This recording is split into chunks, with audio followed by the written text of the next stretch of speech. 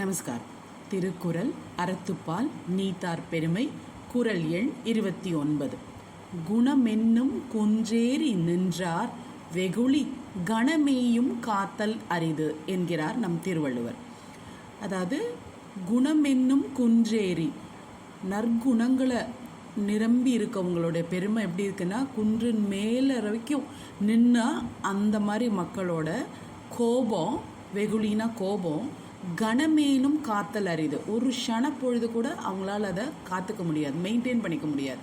கோபப்பட்டாங்கன்னா உடனே அவங்க மாறிடுவாங்க, நம்மளே மன்னிச்சிடுவாங்க. இதற்கு உதாரணமாக 7th centuryயில் நடந்த ஒரு நிகழ்ச்சியை பற்றி பார்க்கலாம்.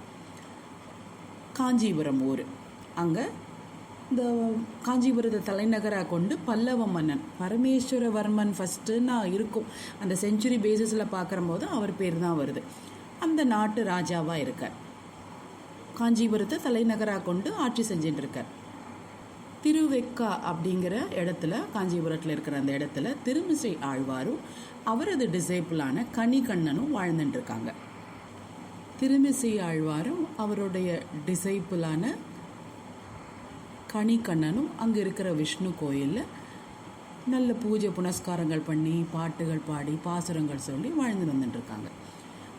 ஒரு சமயம் அந்த பல்லவ ராஜா புலவர்கள் எல்லாம் அழைச்சி அவங்கள பற்றி பாட்டு பாடுறதுக்கு தானே அரசர்மார்கள் எல்லாம் புலவர்கள் கிட்ட கேட்பாங்க. இந்த சங்க காலத்து புலவர்களுமே நம்ம நிறைய கேள்விப்பட்டிருக்கோம். இந்த மாதிரி ராஜாக்களை புகழ்ந்து பாடி பரிசல் பெற்று போவார்கள். அதனால் இவரையும் கணிகண்ணனையும் பணித்திருக்கார். வந்து எங்களை பற்றி பாடுங்க. ரெஃப்யூஸ் பண்ணிட்டார். பெருமாளையும் தவிர, என் ஆச்சாரியரை தவிர வேறு யாரையுமே நான் பாட மாட்டேன் அப்படின்னு சொன்னதுனால ராஜாவுக்கு கோவம் வந்துடுது. அது எப்படி நீ என்னோட நாட்டில் இருந்துட்டு என்னை பற்றி புகழ்ந்து பாட மாட்டேங்கிற, அவுட் ஆஃப் மை கண்ட்ரி அப்படின்றார். அவரோட கிங்டத்தை விட்டு விலக்கி வைக்கிறதுக்கு ஊரை விட்டு போங்கன்னு சொல்லிட்டாங்க. நாடு கடத்தல் சொல்கிறோம் இல்லையா, அது மாதிரி போங்கன்னு சொல்லிட்டாங்க. சரின்னு கணிகண்ணன் என்ன செய்கிறாரு, கிளம்புறாரு. கணிகண்ணன் இல்லாத ஊரில் நான் இருக்க மாட்டேன்னு திருமிசை ஆழ்வாரும் கிளம்புறார்.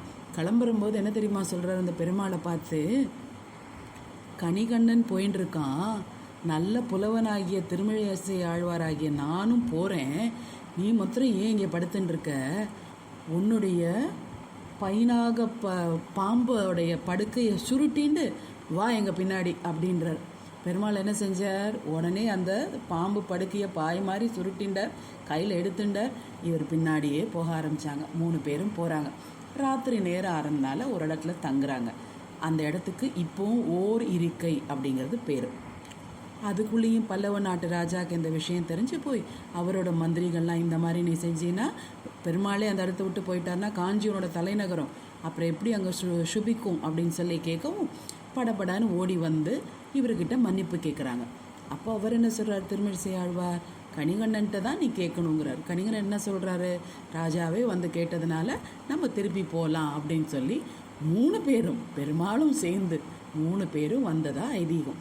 இப்பயும் அந்த திருவெக்கால இந்த இன்சிடெண்ட்டை நமக்கெல்லாம் தெரியணுங்கிறதுக்காக எப்போதுமே யூஸ்வலாக நம்ம பெருமாள் கோயில் சன்னதிக்குள்ளே நுழைஞ்சோம்னா வலது கை பக்கத்தில் தான் திருவடி இருக்கும்.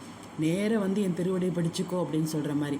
ஆனால் இந்த கோயிலில் மட்டும் மாற்றி படுத்துட்டார். திரும்பி வந்தபோது மாற்றி படுத்துட்டார். எதுக்கு, இதை நமக்கு உணர்த்துவதற்காக. சரி, நாம் இங்கே குறளுக்கு வருவோம். அப்போ அந்த கணிகண்ணன்கிறவர் அவ்வளோ பெரிய ஒழுக்க சீலருடைய கோபம், நாடு கடத்தி போன்னு சொன்ன கோபம் டக்குன்னு குறைஞ்சது இல்லையா. ஒரு கணப்பொழுது, ஒரு ராத்திரி கூட தங்கலையே.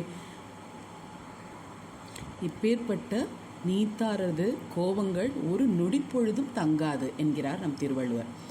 ப்ராப்ளி அதனால தானோ நான் தப்பு பண்ணால் வச்சு செஞ்சு அடிக்கிற தாய்மார்கள் உடனே அந்த ஈவினிங்கோ அந்த நைட்டோ அந்த குழந்தைக்கு ரொம்ப பிடிச்சமானதை சாப்பாடாக பண்ணி வச்சு காத்திருக்காங்க.